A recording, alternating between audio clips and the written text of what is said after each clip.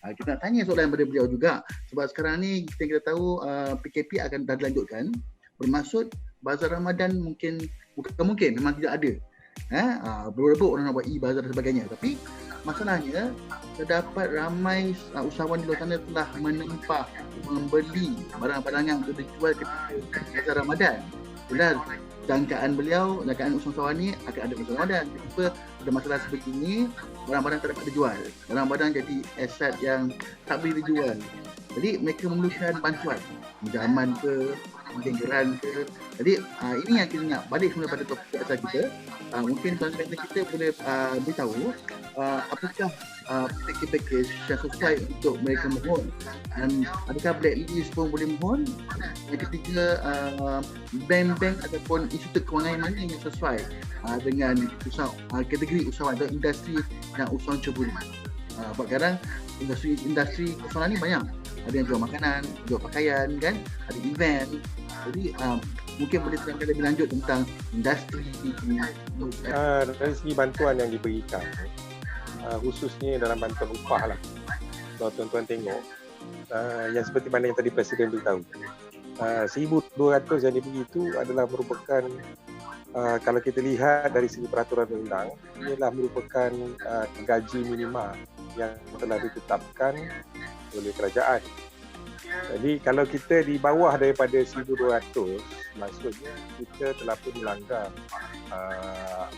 peraturan ataupun undang-undang berkenaan dengan gaji minima. Jadi peraturan gaji minima 1,200. Jadi jumlah 1,200 ni dulu kita terpaksa bayar rumah dan juga kenderaan. Hari ini 1,200 ni tak perlu dibayar. Untuk tempoh 6 bulan diberikan moratorium untuk kita tak bayar-bayar. Jadi bagi kepada majikan pula, kalau bagi majikan pula, katalah gajinya 2,000, staf kita gaji 2,000 dan kita kena bagi bantuan yang kita terima adalah 1,200. Jadi soalan yang timbul ialah, adakah kita perlu tambah RM800? Sebab itu di bawah pakej rancangan ini, kalau ramai tak perasan sangatlah, sebab Yang Amat Berhormat Perdana Menteri telah mengatakan bahawa meminta supaya kita berbincang dengan staf kita, berbincang dengan staf kita supaya bagaimana kelangsungan perniagaan ini boleh diteruskan selepas 3 bulan. Jadi sebagai staf pula, sebagai pekerja dengan majikan, kita kena lihat dari segi jangka panjang.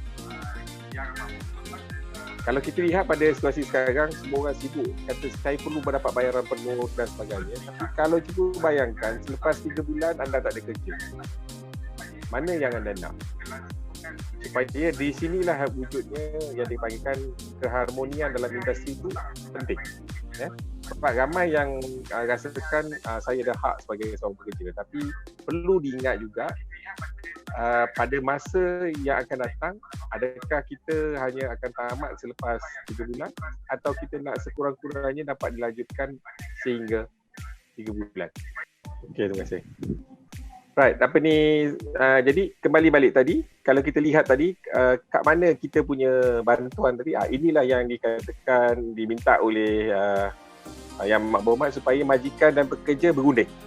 Berunding. Kenapa kena perlu berunding? Sebab untuk memastikan bahawa kelangsungan perniagaan ini akan berterusan. Jadi janganlah kita dalam keadaan sekarang memikirkan pasal hak masing-masing.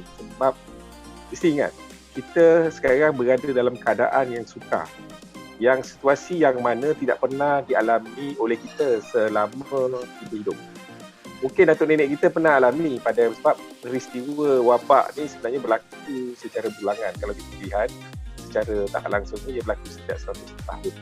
Jadi dan ketika kita 100 tahun yang dahulu, kita masih di bawah jajahan British.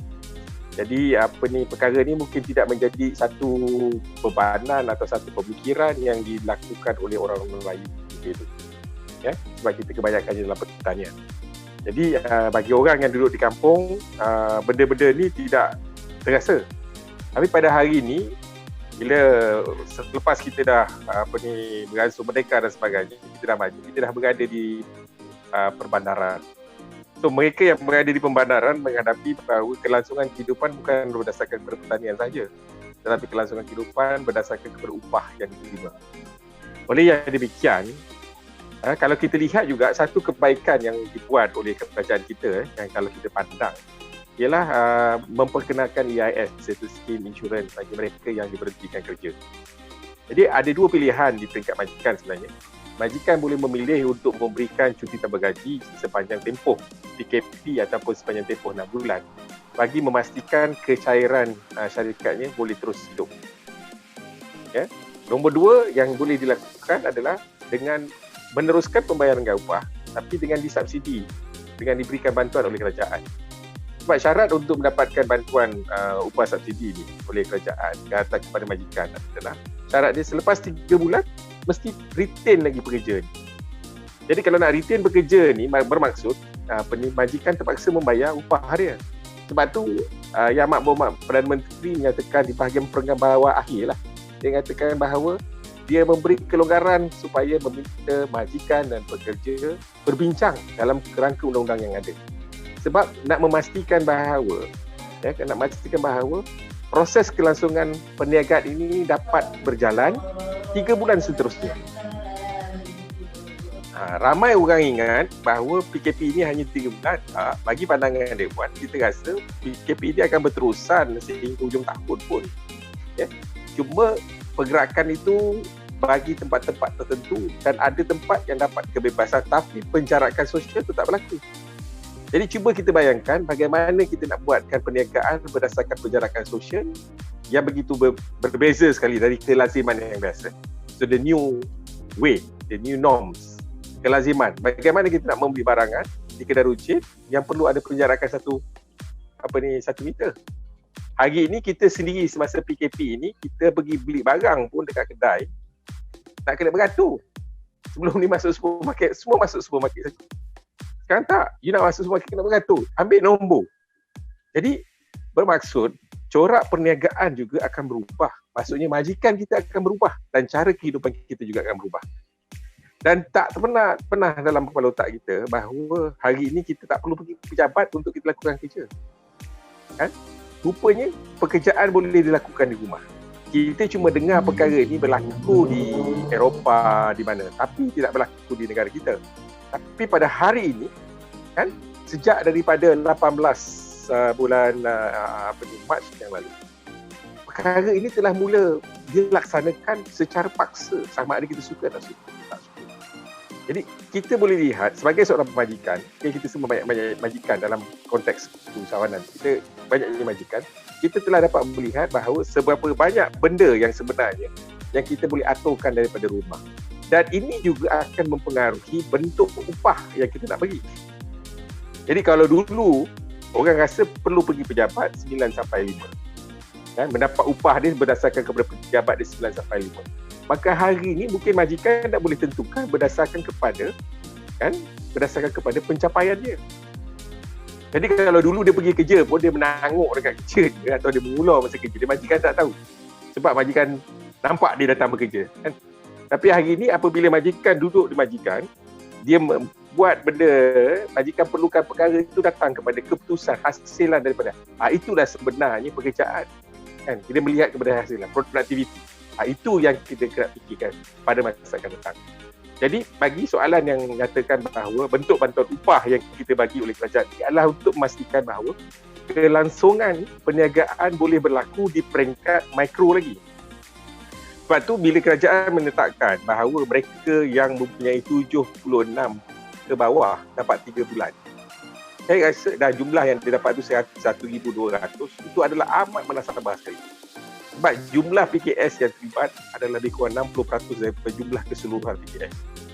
Jadi tuan-tuan juga fikir dalam tempoh 3 bulan ini majikan telah dibantu. Dan sebagai seorang pekerja jangan cakap saya nak 1,000, saya nak tetap gaji saya 2,000 sedangkan saya tidak buat kerja. Jadi cuba bayangkan juga dari segi kaedah hukum lah, kan? Kaedah hukum sama juga. Kalau kita tak bekerja, kita ambil upah pun tak kena juga.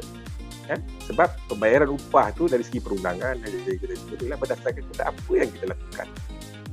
Jadi perundingan ini penting untuk memastikan kelangsungan perniagaan ini bukan hanya untuk tempoh PKP 3 bulan ni. Kita baru lepas 1 bulan. kita masuk bulan kedua. Dan dia perlu menjadi selasih. Kalau kita ambilkan konotasi yang tempoh dia adalah 6 bulan, jadi apakah persediaan kita? Ini yang penting sekarang.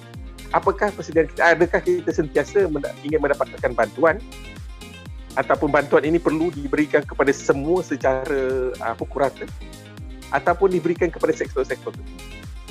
Sebab itu pandangan saya rasa kalau kita lihat bentuk bantuan upah subsidi yang diberikan dalam tempoh 3 bulan, ini bermaksud sebab dianya across the board, maksudnya ke pukul rata. Tapi saya rasa pandangan kami ialah selepas 3 bulan seterusnya, mungkin dia akan dibagi mengikut sektor-sektor atau industri-industri tertentu yang terkesan, kan? Yang majikannya terkesan. Jadi ini lebih kita panggil focus orientation punya, lebih tertumpu kepada mereka yang memerlukan, bukan mereka yang sekadar ala kadar lah. Okey, baguslah kita dapat 3 bulan ni, kita pun goyang kaki, tak payah buat apa-apa. Jadi dan tak payah memikirkan.